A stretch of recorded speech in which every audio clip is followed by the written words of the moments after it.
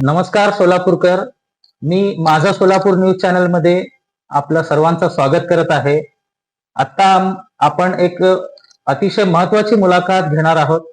अतिशय महत्वाची मी यासाठी म्हणतो कारण आता ज्येष्ठ नागरिकांसाठी एक मोठा दिलासा देणारी बातमी समोर येत आहे, ज्यामध्ये 10 लाखापर्यंत मोफत उपचार उपलब्ध होणार आहे. होय, आपण बरोबर ऐकलात. 10 लाखापर्यंत मोफत उपचार उपलब्ध होणार आहे प्रशासनाच्या या महत्वाकांक्षी वयवंदना योजना अंतर्गत. या योजनेबद्दल आपण सविस्तर माहिती जाणून घेणार आहोत. त्यासाठी थेट आपल्याशी जोडलेले आहात सिव्हिल सर्जन, जिल्हा शल्य चिकित्सक डॉक्टर वर्षा डोईफोडे मॅडम. तर आपण त्यांच्याशी चर्चा करूया वेळ न घालवता. नमस्कार मॅडम. वयवंदना योजनाबद्दल आपण आज या ठिकाणी चर्चा करणार आहोत. तर सोलापूरकरांसाठी ही खूप चांगली गोष्ट आहे आणि याबद्दल आपल्याकडून थोडीशी माहिती आम्हाला हवी आहे. तर वयवंदना योजनाबद्दल थोडक्यात माहिती आपण सांगा मॅडम. वयवंदना योजना ही प्रत्येक सिटीजन जो आहे, ज्याचं वय 70 पेक्षा जास्त आहे, अशा सर्व व्यक्तींसाठी लागू आहे. आणि ह्याच्यामध्ये 70 वर्षांपुढचे जे नागरिक आहेत त्यांच्यासाठी प्रत्येक प्रकारची शस्त्रक्रिया किंवा दवाखान्यात ऍडमिट होऊन जेही लागणारे उपचार आहे या योजनेमार्फत मोफत पुरवले जातात.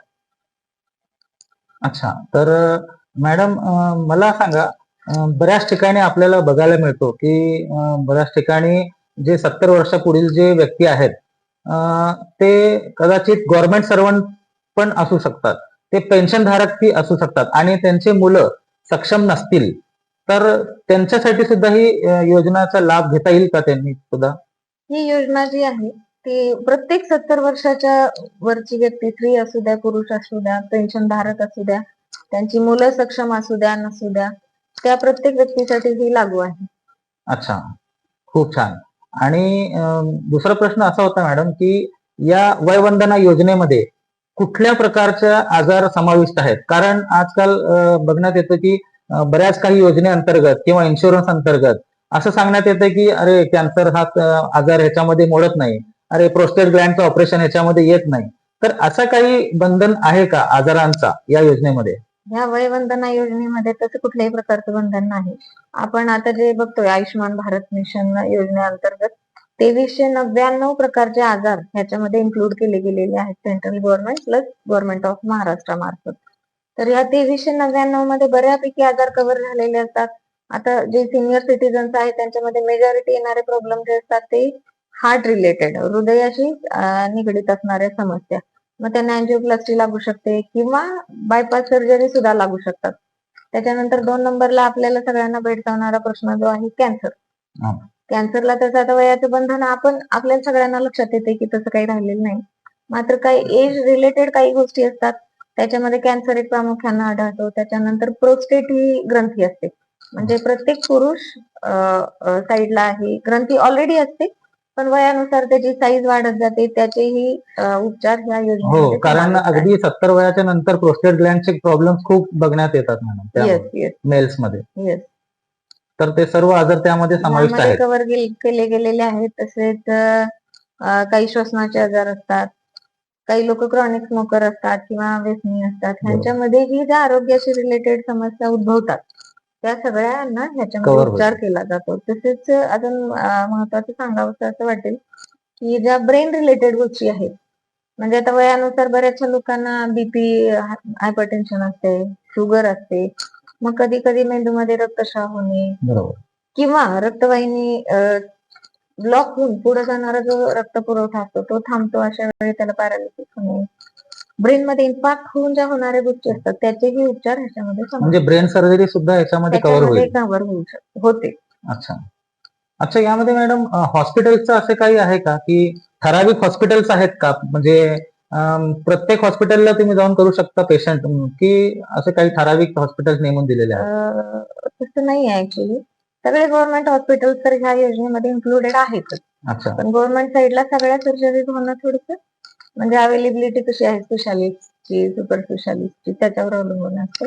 आणि प्रायव्हेट हॉस्पिटल जे आहेत, ज्यांनी ह्या योजनेमध्ये एनरोल केलेलं आहे, त्या सगळ्या हॉस्पिटल्सनाही सिनियर सिटीजन्सना आरोग्य सुविधा मिळू शकतात. अच्छा, जे हॉस्पिटल याच्यामध्ये एनरोल केलेले आहात त्यांना म्हणजे त्याच हॉस्पिटलमध्ये ही हा. सुविधा मिळून जाईल. हो, त्या हॉस्पिटलमध्ये ही सुविधा मिळते आणि आमचा म्हणजे गव्हर्नमेंटच्या वतीने आमचा प्रयत्न राहतो की जास्तीत जास्त हॉस्पिटल्सनी या स्कीम मध्ये यावं, जेणेकरून जे आपले नागरिक आहेत त्यांना सगळ्यांना ह्या सुविधा निशुल्क मध्ये अच्छा. उपलब्ध करून देण्यात येतील. अच्छा मॅडम, असा एक प्रश्न होता ग्रामीण भागाबद्दल. ग्रामीण भागातल्या पेशंटना ही सुविधा कशी घेता येईल, म्हणजे याचा लाभ कसा घेता येईल? म्हणजे आपल्या ठिकाणी सोलापुरात जे आसपासचे जे बरेच ग्रामीण भाग आहेत त्या ठिकाणी पण असे बरेच पेशंट, वृद्ध पेशंट आहेत बरोबर. 70च्या नंतरचे. तर आणि दुसरी गोष्ट कसं आहे, ट्रान्सपोर्टेशनचा एक प्रॉब्लेम होतो. 70च्या नंतरचे जे पेशंट आहेत ते थोडासा ट्रान्सपोर्टेशनसाठी पण वीक असतात. तर त्यांच्यासाठी काही अजून सुविधा आहे का? म्हणजे त्यांच्या जागी ऑन द स्पॉट जाऊन काही कार्ड आपल्याला असे काढता येईल का? किंवा ग्रामीण भागात काही सुविधा तुम्ही करून दिलेली आहे का? पहिला प्रश्न येतो की हे कार्ड त्यांना मिळणार का? अच्छा. तर आपल्याकडे आपण आशाताई हा ग्रामीण किंवा शहरी भागामध्येही आरोग्य सुविधा घरापर्यंत पोहोचवणारी एक आरोग्य गव्हर्नमेंटशी निगडीत एक व्यक्ती असते. हो. त्या आशाताईंना ते वयवंदना कार्ड काढायला मदत करतात. त्याच्यानंतर आमचे आरोग्य मित्र आहेत जे ह्या योजनेअंतर्गत काम करत असतात, तेही मदत करतात. रेशन दुकानदार जे असतात तिथेही हे कार्ड काढलं जाऊ शकतं. आणि महाई सेवा केंद्र जे आहेत हो. त्यांच्या मार्फतही हे कार्ड मिळू शकतं. तर दुसरा आपण विचारलेला प्रश्न आहे की ट्रान्सपोर्ट. तर ट्रान्सपोर्टचं कसं आहे, काही इमर्जन्सी उद्भवली तर महाराष्ट्र गव्हर्नमेंटची 108 ची सेवा पूर्णपणे निशुल्क आणि त्या आजारी व्यक्तीच्या नातेवाईकांनी कॉल टाकला तरी ते कमीत कमी 20 मिनिटांमध्ये अवेलेबल होते आणि त्या पेशंटला नियर बाय हॉस्पिटलला म्हणजे जिथे ती सुविधा उपलब्ध आहे तिथं पोहोचलेली जाते. बरं, ओके. खूप छान माहिती आपण सांगितली मॅडम याबद्दल. आणि माझा पुढचा प्रश्न असा आहे मॅडम की इन्शुरन्स कंपन्यांचा आणि या वयवंदना योजना कार्डचा काही संबंध आहे का? कारण बऱ्याच ठिकाणी बघितलं जाते की लोकांचे मेडिक्लेम जास्त करून आता काढण्यात येत आहेत. लोक अवेअर झालेले आहेत आणि मेडिक्लेम काढतायत. तर त्याचा आणि याचा काही संबंध आहे का? किंवा मेडिक्लेम ज्यांचा असेल त्यांना ही योजना मिळणार नाही असं काही आहे का? अगदी बरोबर. इन्शुरन्स काढणं हे आजकाल सगळ्यांच्या मध्ये आलेलं एक अवेअरनेस आहे असं हो. पण आपण म्हणू. परंतु 50% लोक काढत असतील इन्शुरन्स, बाकीचे जे 50% आहेत सामान्य नागरिक ह्यांच्यामध्ये अजून तितकं त्याचं जागरूकता नाही असं नाही. आपण म्हणू. आणि इन्शुरन्स जरी असेल तरी ही योजना ही पूर्णपणे गव्हर्नमेंटच्या मार्फत राबवली जाते. इन्शुरन्स हा अजून तरी आपल्या देशामध्ये प्रायव्हेट सेक्टरला असतो. त्याच्यामुळे इन्शुरन्स आहे म्हणून या योजनेचा लाभ मिळणार नाही असं नाही. असं काही नाही. छान गोष्ट. मॅडम मला सांगा, या योजनेच्या प्रचारासाठी जनहितार्थ जारी म्हणून काही योजना किंवा काही उपक्रम आपल्याकडून प्रशासनाकडून काही राबवले जातात का? म्हणजे एक सामान्य नागरिकांपर्यंत ही योजनेची माहिती पोहोचावी म्हणून आपल्याकडून काय काय प्रकारचे प्रयत्न होतात ह्याच्याबद्दल थोडक्यात सांगा. आता मला असं वाटतं की जवळपास सगळ्यांना महात्मा ज्योतिबा फुले जन आरोग्य योजना माहिती आहे, घराघरापर्यंत पोहोचलेलीच आहे. त्याच्यामध्ये ऍडिशन होऊन आता ह्या वर्षापासून आयुष्यमान भारत मिशन आलेलं आहे. तर त्याच्यासाठी वेळोवेळी कलेक्टर साहेबांच्या इथं बैठकी होत असतात. तिथं ज्येष्ठ नागरिक संघटनेचे काही प्रतिनिधी आलेले असतात. आणि महत्वाचा फॅक्टर परत एकदा मी म्हणेन की ह्या आशाताई ज्या असतात त्या ह्या योजनेबद्दल जेव्हा त्यांचे काही सर्वे चालू असतात होम टू होम, तेव्हा ते माहिती देतच असतात. आणि आपल्याकडूनही बॅनर लावून असे काही शिबिरे वगैरे अरेंज करतील का? हा, शिबिर वगैरे घेण्याचं चालूच असतात ग्रामीण लेवलवरती वगैरे. हा, म्हणजे माननीय आदरणीय लोकप्रतिनिधीही कधी कधी ते शिबिर अरेंज करत असतात. तेव्हा आम्ही प्रायमरी हेल्थ सेंटर्स वगैरे असतात आपले, प्रायमरी हेल्थ ग्रामीण level सेंटरला ला. असतील, ग्रामीण आरोग्य रुग्णालय असतील किंवा कधी आदरणीय लोकप्रतिनिधींच्याकडून आम्हाला सांगितलं की ह्या ठिकाणी आपल्याला कॅम्प करायचा आहे, तर आम्ही आमची टीम तिथे जाऊन पूर्णपणे तो कॅम्प पार पाडतो. अच्छा. हा कार्ड, वयवंदना योजनेचं card civil hospital, government hospital मधूनच काढता येईल का बाहेर प्रायव्हेट सेक्टर मध्ये अशी सुविधा आहे का कुठे? आहे ना, काढू शकतात. म्हणजे महाई सेवा केंद्र वगैरे तिथून मिळेल हो, का? तिथून मिळतं. अच्छा. अतिशय उपयुक्त अशी माहिती आपण दिलेल्या आहेत मॅडम. एक शेवटचा प्रश्न आपल्याला विचारतो. सध्या असं पण होतं की फक्त ओपीडी बाह्य रुग्ण जे असतात ओपीडी बेसिसवरती लोकांना फक्त काही चाचण्या करायची गरज असते. फॉर एक्झाम्पल उदाहरण ब्लड टेस्ट असतील, MRI असेल, सोनोग्राफी असेल, एक्सरे असेल, तर हे सर्व त्या योजनेमध्ये कव्हर होतील का? नाही, ओपीडी बेसिसला जेव्हा काही टेस्ट लागतात वेगवेगळ्या, तर त्या ह्या 2399 जे आम्हाला दिलेली आहे लिस्ट, त्याच्यामध्ये कव्हर केलं गेलेलं नाहीये. मात्र तिथून पुढे लागणारे जे उपचार असतात, म्हणजे पेशंटला ऍडमिट करून त्याला अगदी साधा अॅनिमिया असू द्या किंवा हार्ट सर्जरी असू द्या किंवा ब्रेन रिलेटेड, किडनी रिलेटेड असू द्या, ते सगळं या योजनेमध्ये कव्हर कव्हर होतील. पण चाचण्या ह्याच्यामध्ये येणार नाही. चाचण्या ह्याच्यामध्ये नाही. हा, म्हणजे असले तर बरं झालं असतं, म्हणजे ते पण कव्हर झाले असते.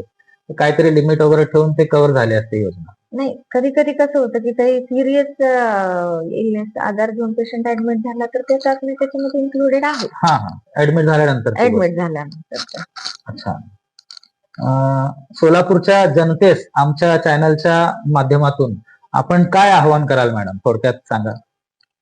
सोलापूरकरांना मला असं सांगावंसं वाटेल की अतिशय चांगली योजना आहे वयवंदना योजना. त्याच्यामध्ये सगळे सिनियर सिटीजन्स ना ह्या 2399 आजारांमध्ये कव्हर केलं गेलेलं आहे.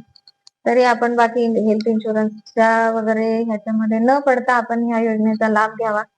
कधी काही अडचण निर्माण झाल्यास आमच्या जिल्हा लेवलला डॉक्टर प्रवीण गुंजाळ म्हणून आमचे कोऑर्डिनेटर आहेत, त्यांच्याशी संपर्क केला तरी चालतो. त्यांचा मोबाईल नंबर तुम्हाला आम्ही देऊ, तिथं कॉन्टॅक्ट करा किंवा कधीही काही अडचण आली अगदी आमच्या ऑफिसला येऊन विचारलं तरी चालेल. आमच्याकडं जिल्ह्यामध्ये साधारण 84 प्रायमरी हेल्थ सेंटर्स आहेत आणि आपले सिव्हिल सर्जन अंडर 21 हॉस्पिटल्स आहेत. इथंही या योजनेची माहिती मिळते, महाई सेवा केंद्रांमध्ये मिळते आणि जे आपल्या दारात येऊन आपल्याशी बोलत असतात, संवाद साधत असतात, अशा आशाताई आपल्याला प्रत्येक योजनेबद्दल सांगत असतात. तरी कृपया आपण या सगळ्यांना कॉन्टॅक्ट करा. काही मदत लागली आम्ही नक्कीच आपल्या सेवेत हजर आहोत. धन्यवाद मॅडम. मी या चॅनलच्या आमच्या मार्फत आपलं खूप आभारी आहे आणि या ठिकाणी आपण आम्हाला सोलापूरकरांना अतिशय मोलाची अशी माहिती वयवंदना योजनाबद्दल आपण दिलेली आहात. मी खूप खूप आपलं धन्यवाद मानतो. धन्यवाद.